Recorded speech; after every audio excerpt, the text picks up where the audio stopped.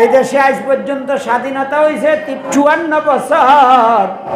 যারা দেশ শাসন করছে বলেন তো, আওয়ামী লীগ বলেন, বিএনপি বলেন, জাতীয় পার্টি বলেন, এরা তো আমাদের মুসলমান ভাই, ঠিক না? সুদ উঠানো এদের দায়িত্ব ছিল কি ছিল না? পর্দা ব্যবস্থা কায়েম করা এদের দায়িত্ব ছিল কি ছিল না?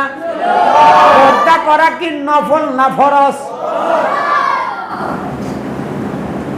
কিন্তু তারা নিজেরা পর্দা করছে নি, দেশ কায়েম করছে নি, নাকি হেতাগর নেতা নেত্রীরা করছে? ওরা কদিন আগে দেখলাম ঢাকার একটা পোলা ইউনিভার্সিটিতে পাশ করছে, একটা বেপর্দা নারীর সাথে দাঁড়াইলো, তারা প্রশ্ন তোলে, কিল্লে দাঁড়াইছেন? কি করে দোস্ত, এটা তার জন্য যেমন ঠিক হয় নাই, তুমি যে একজন বেপর্দা নারীর পিছনে হাঁটো তার জন্য স্লোগান দাও, ওইটা কিভাবে জায়েজ হতে পারে, ঠিক কিনা?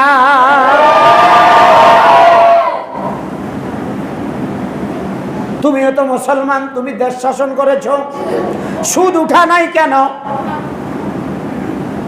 সুদ খাইলে দিলে সওয়াব না গুনাহ? কম না বেশি? গুনারও তো একটা স্তর আছে। যেমন হলো মাইয়জ্ঞার দিকে একটা ঠার মারছে, এটা তো গুনাহ।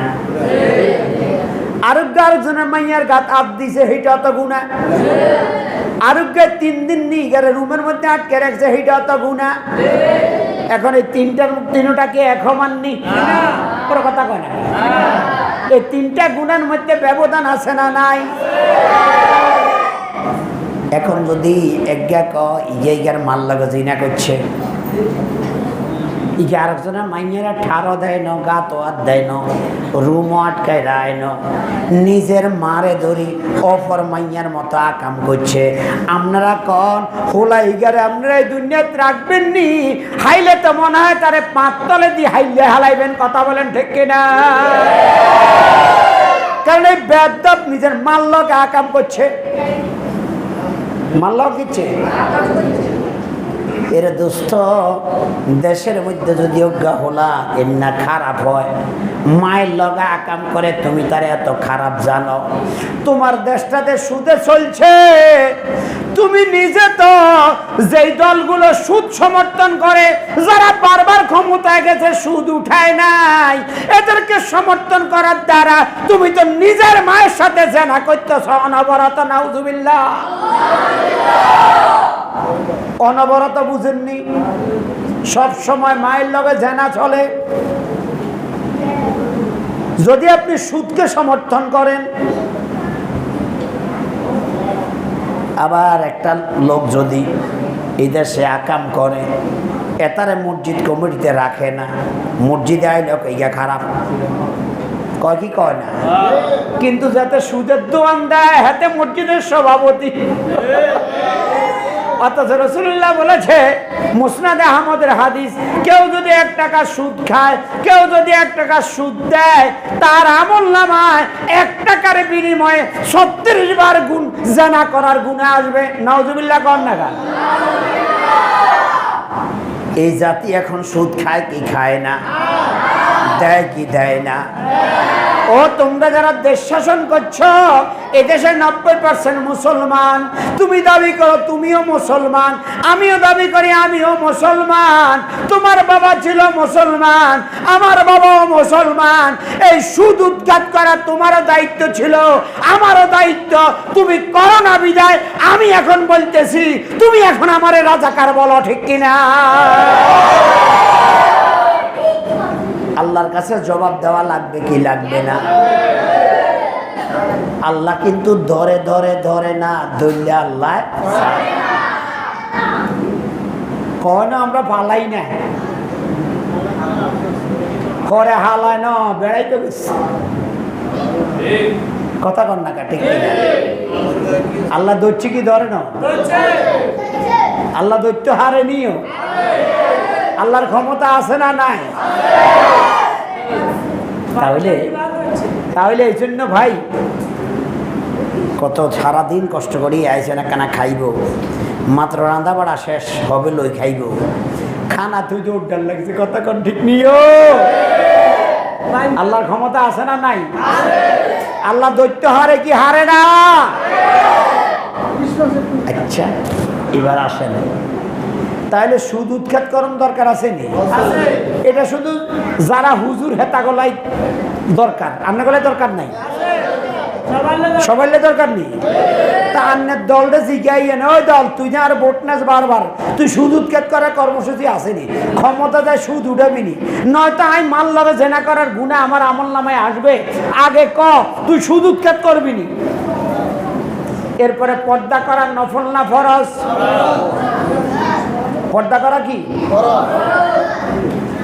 এখন যদি এই দেশে কোরআন দিয়া দেশ চলে নবীর সুন্নত দিয়া দেশ চলে অটোমেটিক এই দেশের সকল মানুষগুলো নিজেদেরকে জোর করে পর্দা করানো লাগবে না নিজেরাই পর্দা করবে ঠিক কিনা এই দেশে পর্দার জন্য আমরা জোর করা লাগবে না ইনশাল্লাহ কোরআন যদি কায়েম হয়ে যায় অটোমেটিক মা বোনেরা নিজেদের ইজ্জতের সাথে পর্দা করবে কথা বলেন ঠিক কিনা এই পর্দা কায়েম করার দরকার আছে না না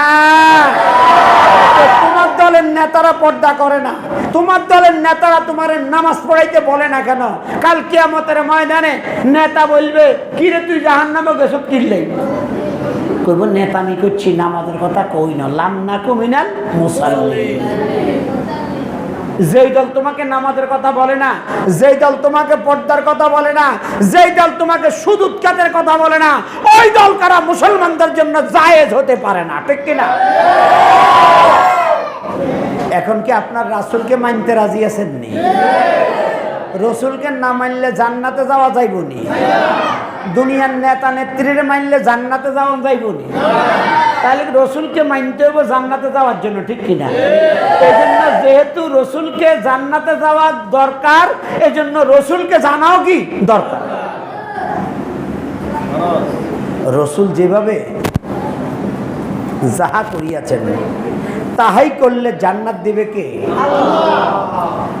আর রসুল যা করে নাই আপনার দুনিয়ার নেতা আপনাদের প্রতি দরদ নাই মায়া নাই সুবিধার সময় ডাকে অসুবিধার সময় ডাকে না কথা বলেন ঠিক নিও কিন্তু তুমি যদি রসুলকে নেতা মানো শুনুন লাকাদ জাআকুম রাসূলুম মিন আনফুসিকুম আজিজুন আলাইহি মা আনিতুম হারিসুন আলাইকুম বিল মুমিনিনা রাউফুর রহিম সুবহানাল্লাহ কোন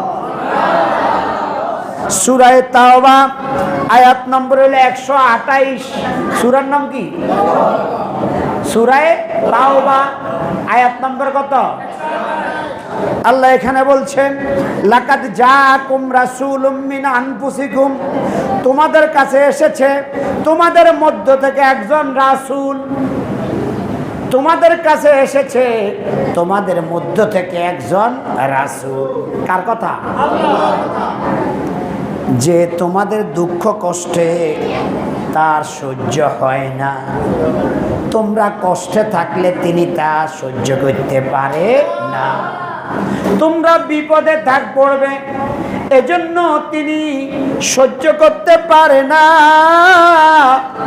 এজন্য আমার রাসূল মানুষ যখন ইসলামের পথে হাঁটতো না চলতো না মানতো না আমার রাসূল তখন কাঁদাকাটি করতো এমন ভাবে পেরেশান হইতো আল্লাহ কোরআন শরীফের মধ্যে সূরা শুআরা আয়াত নম্বর 3 আল্লাহ সেখানে বলছে লাআল্লাকা বাকাউন নাফসাকা ইল্লা আল্লাহ ইয়াকুনু মুমিনিন